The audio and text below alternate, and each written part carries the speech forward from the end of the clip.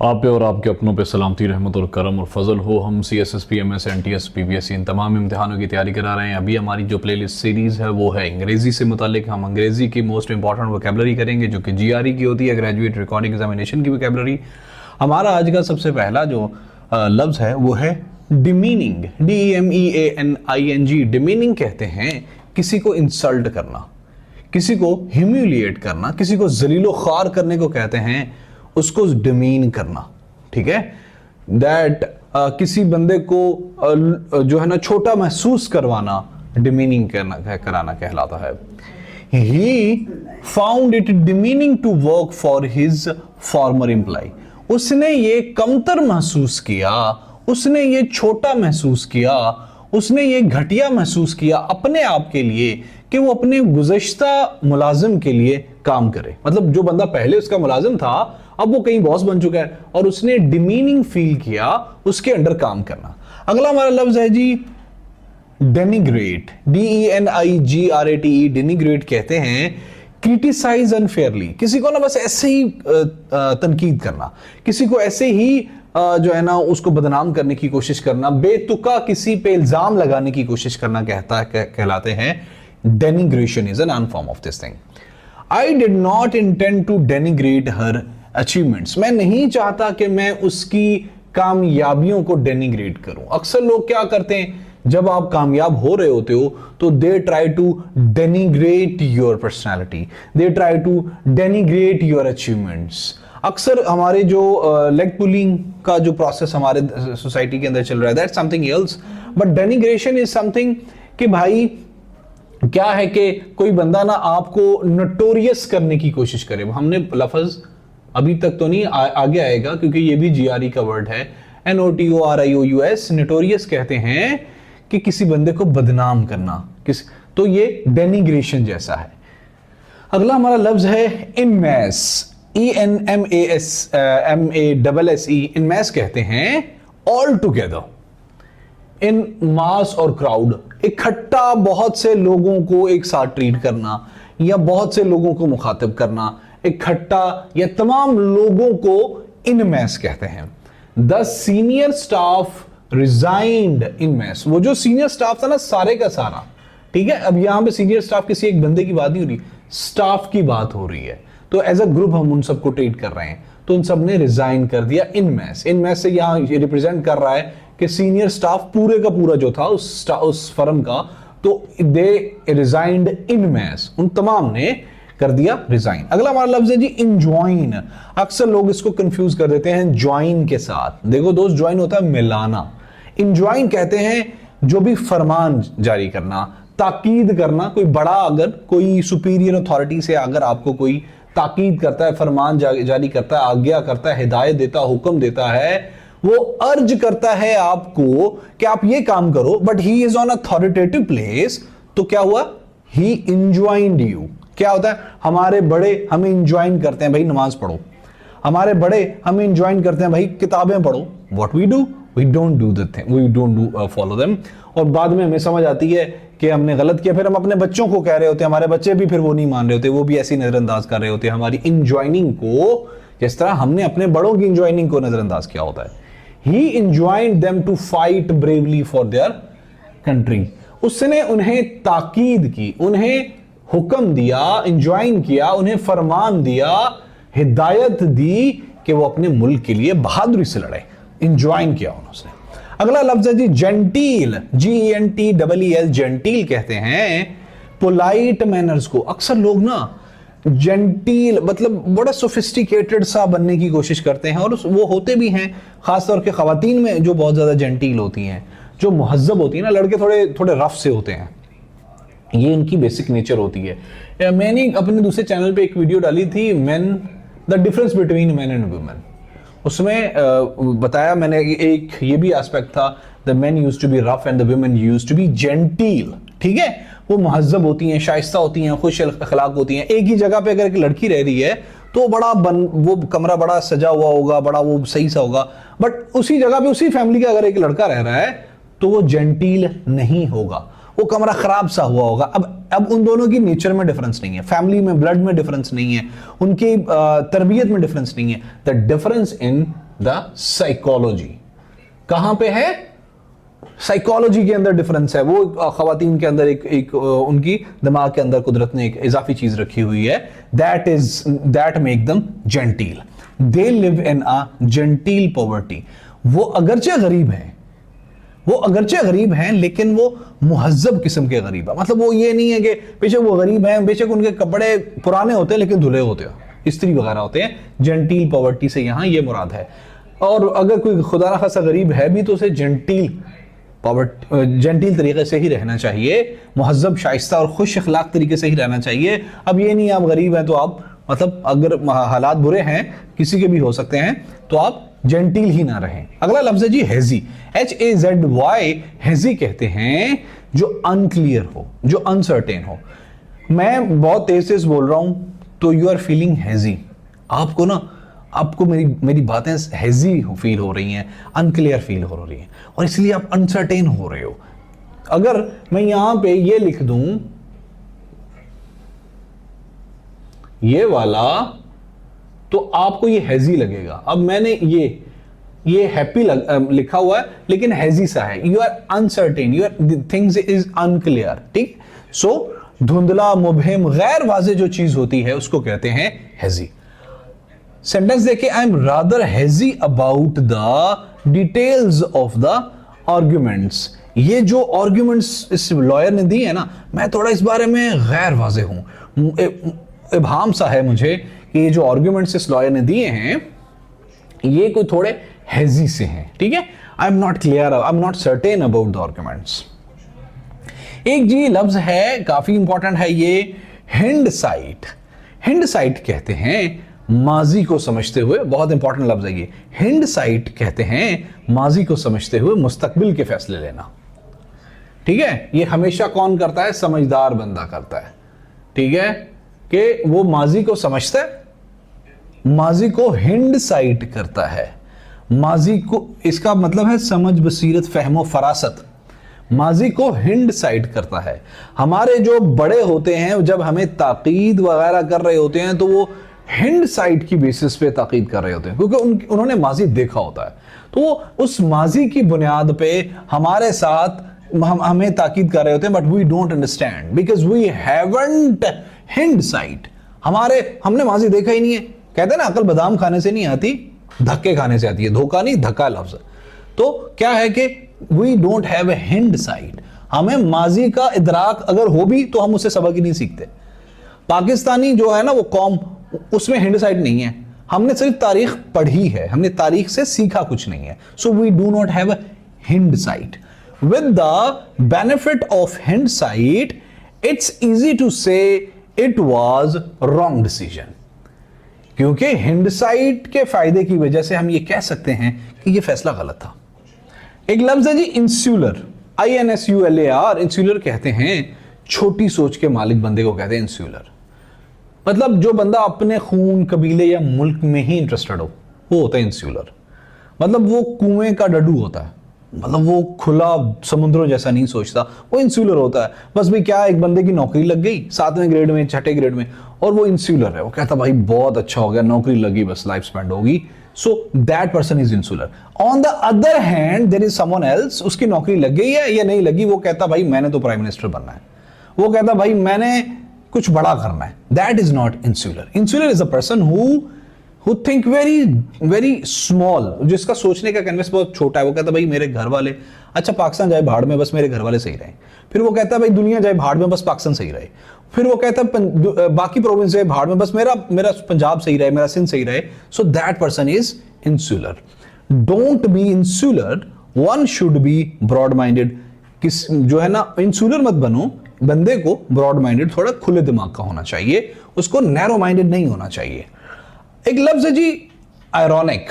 आयरॉनी कहते हैं, आयरॉनी के बारे में मुझे आज से कोई 8 साल पहले की कोटेशन याद है।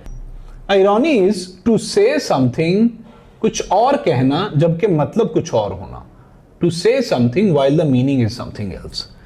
तो आयरॉनिक वो होगा कुछ ऐसा होना जिसकी तवक्को ना हो। ठीक है, आयरॉनिक इज समथिंग कि भाई मैं सोच रहा हूं कि भाई मैंने आज मतलब एक बंदे ने बहुत पढ़ा है, पेपर दिए, बट उसको पास होना चाहिए, बट वो फेल हो गया। एक बंदे ने बहुत कम पढ़ा है लेकिन उसने पेपर दिया और उसने A+ मार्क्स लिए। तो इस तरह की सिचुएशन में कुछ ऐसा हो जाना आपकी जिंदगी में जिसकी तवक्को ना हो, that is ironic in your life. It is ironic that government is so concerned about law and order is disregarded in international treaty. अगला हमारा लफ्ज है जी परफंक्चरी। परफंक्चरी कहते हैं ड्यूटी या आदत के तौर पर किसी काम को करना, ना कि इंटरेस्ट की बेसिस पे कुछ करना या ना ही फीलिंग्स की कुछ के तौर पे कुछ करना। मतलब यह बेहतियाती में अगर मैं कहीं पे नौकरी लगी हुई है ना, पाकिस्तान में ये कर्ज है, पाकिस्तान में ये जुल्म है कि लोगों की नौकरी लगी हुई है, लोग ना बस फिर उसको फर्ज नहीं समझते, बस ड्यूटी के तौर पे काम, बस डंग टपाऊ वाला काम करते हैं, वो परफंक्चरी काम करते हैं, वो बेहतियाती, बेपरवाही और नाअहली और सरसरी सा काम करते हैं।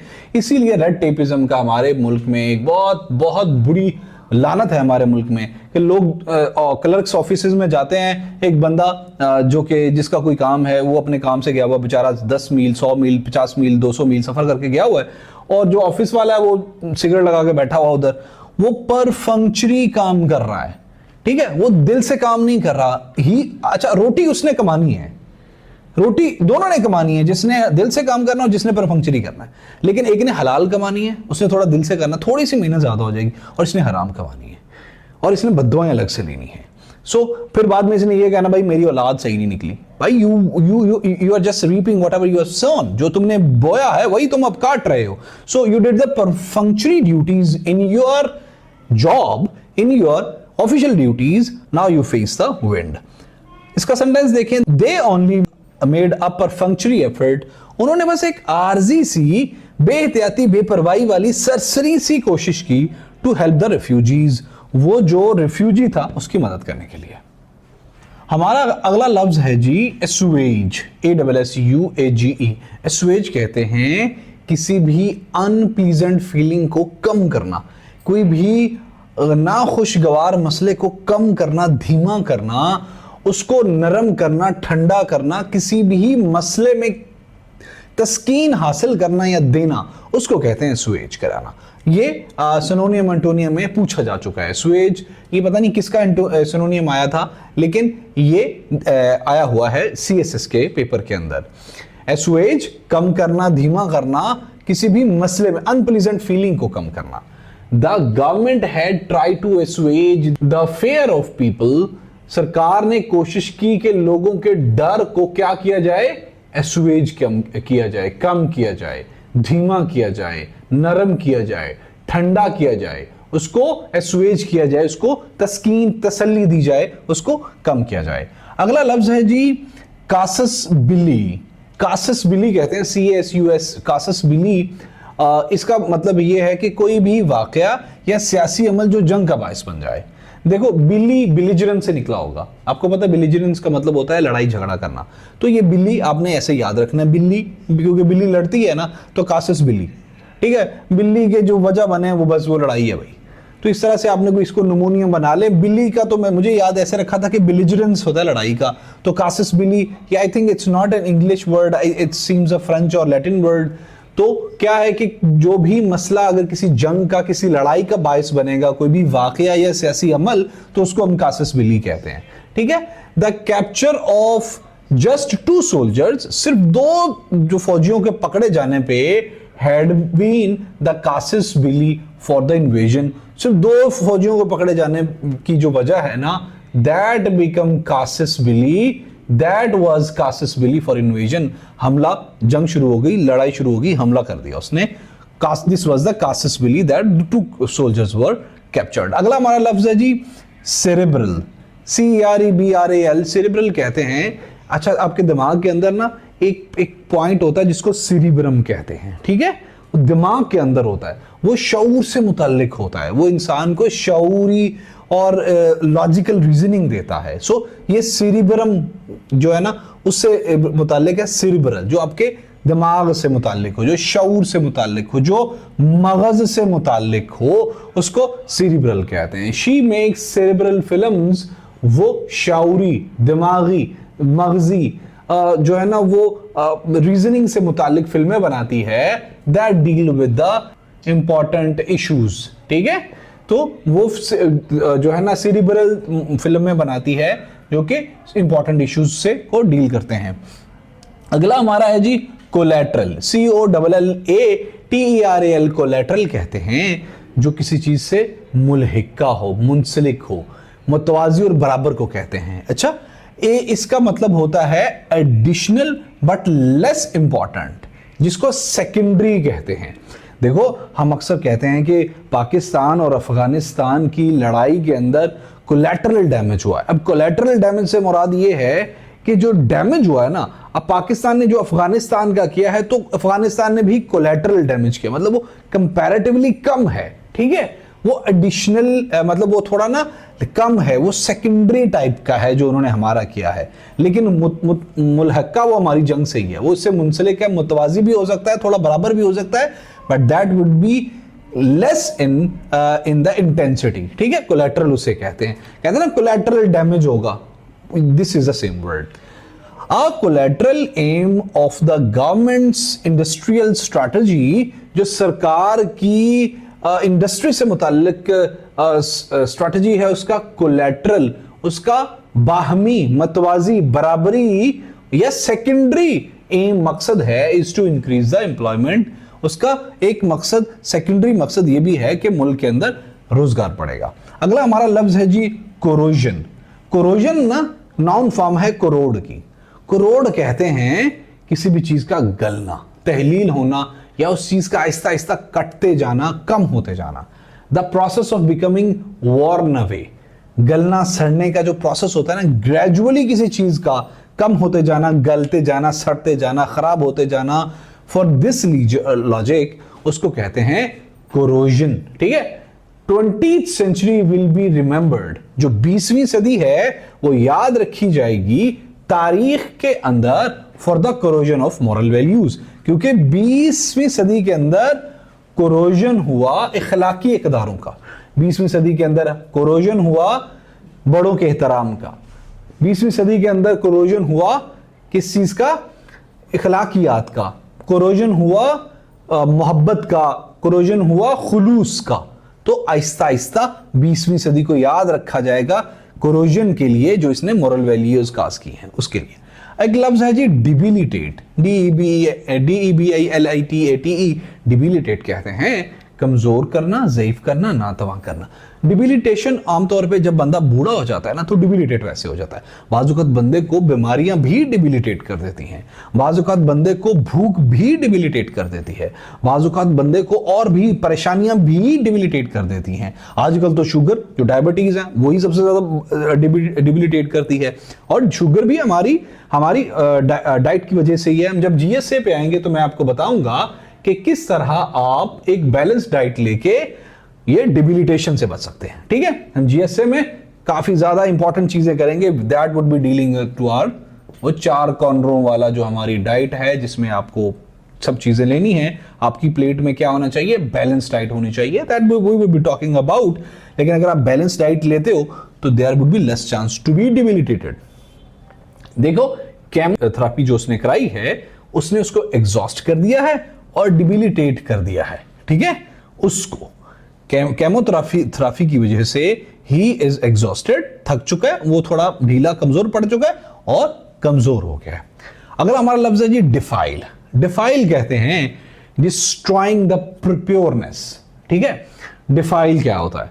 किसी भी चीज की प्योरिटी को तबाह कर देना, बर्बाद कर देना, खराब कर देना, उसकी अच्छाई को, उसके ईमान को खराब कर देना इज डिफाइल।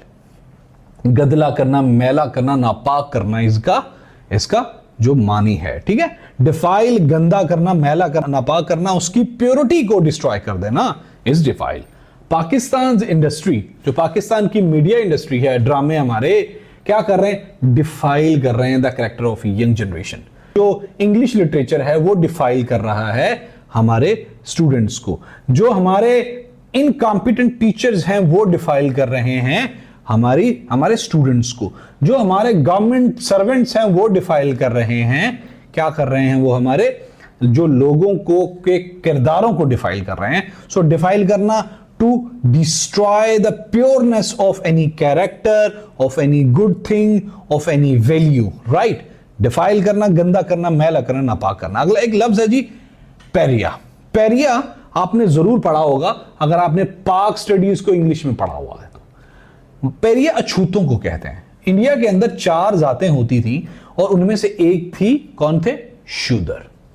और जो शूदर थे ना, उनको हाथ लगाना भी, हाथ धोने, जैसे कुत्ते को हाथ लग जाता है ना, देवर नापाक, देवर पेरिया। ठीक है, अगर आप उनको हाथ लगाओगे तो वो सोशली आउटकास्टेड लोग होते थे कि सोसाइटी ने उनको, मतलब वो ना भगवान, एक विष्णु राम की जो है ना, वो उनका जो भगवान है, हमने इस बारे में पढ़ा हुआ, आई थिंक पाक स्टडी की हमारी जो प्लेलिस्ट है उसमें, कि वो उन 4 जातों में से एक जात उनकी जो सबसे नीचे वाली, वो चूंकि भगवान के पांव से मिलके बनी है, जो कि सबसे ऊपर वाले सर से बने हैं, तो ये पांव वाले अछूत हैं। वो क्या हैं? वो पैरिया हैं। आमतौर पे लोग, सोसाइटी के अंदर गरीब लोग पैरिया हो जाते हैं। हमारे जो ब्यूरोक्रेट्स है ना, वो आम बंदे को पैरिया ही समझते हैं। ठीक है, मैंने देखा है कि जो बड़ा बंदा है, अमीर बंदा है, वो ऐसे हाथ लगाने के बाद, किसी गरीब को सलाम लेने के बाद वापस हाथ धोना शुरू कर देता है। That situation is called pariah. Socially किसी बंदे को अनएक्सेप्टेबल कर देना या उसको बहुत ही हकीर, जानवरों से भी बदतर समझ लेना, कर देना, is pariah. Drug addiction has turned him into pariah. जब लोग चर्स वर्स पाउडर, चर्स फीन खाते पीते हैं तो वो ड्रग एडिक्टेड हो जाते हैं। तो फिर क्या होता है, लोग उनसे हाथ भी नहीं लगाते, उनके घर वाले उनको नहीं बुलाते। So that situation is they become the pariah for their even own family. अगला हमारा लफ्ज है जी रैली। रैली बहुत आम सा लफ्ज है, इसलिए हम इस पे ज्यादा वक्त बर्बाद नहीं करेंगे। इसका मतलब होता है किसी भी मुत्तहिद मकसद के लिए यकजा हो जाना, इकट्ठे हो जाना, रैली कहलाता है। His supporters rallied to defend him on the social media. Imran Khan के सपोर्टर्स ना, वो रैली होते हैं सोशल मीडिया पे अगर कोई इमरान खान के बारे में बात करता है। इसी तरह आपकी जो भी पॉलिटिकल पार्टी है, टीएलपी के supporters rallied to defend him on the social media और इवन इन द प्रैक्टिकल, गाड़ियों बाइक्स पे जाते हैं, प्रैक्टिकली भी और फिजिकली भी।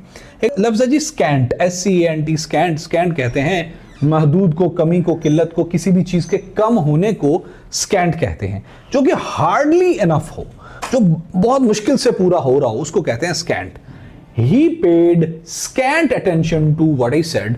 वो जो बंदा वहां पे मेरी बात सुन रहा है, वो जो इस टाइम वहां पे बैठा सुन रहा है, he paid the scant attention towards what I said, so there would be very few chances that he would be able to remember all of these words.